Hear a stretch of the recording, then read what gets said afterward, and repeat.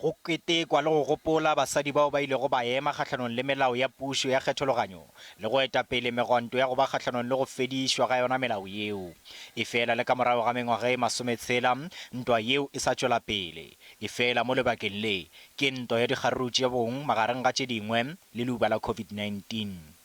EFF ile ya boela morago ngwageng wa 1956 polelong ya bona ya ge go ketekwa matswalo a mokgatlo oo. Julius Malema o retile basadi ba maAforika Borwa ka go lwela ditokelo tša bona tša go phela ntle le ditšhitišo ka nageng ya bona e le go seo se elanago le dikokwane tša bona tše šupa tša mokgatlo. Women who in our history have been the workers of the land remain on the outskirts of the land ownership and in some instances because of backward views of black society. The relationship women have with the land is determined by male chiefs, rulers, and their husband. And in many communities, women only have access to the land if they are married and through mediation by their husbands. Ka dingwalong tša mokgatlo o bušago, mokgatlo o retile ka mo o šomilego ka gona ka go matlafatša basadi go balwa le menyetla yeo e beilwego go ditirelo tša basadi.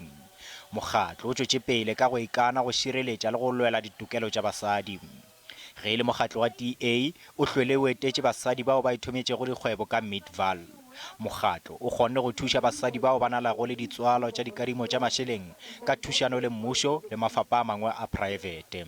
It's a pity and very unfortunate that women remains the face of poverty, inequality, patriarchy, and abuse. In particular, black rural women. Mokgatlo wa COPE le ona o ikeme ka la gore basadi ba tšwela pele go lebana le ditlhotlo tša ikonomi. Mokgatlo o ipileditše go basadi go šoma ka maatla bjalo ka ge sehlopha sa basadi ba ngwageng wa 1956 ba kgonne go fenya ditlhotlo tšeo ba bego ba lebagane le tšona.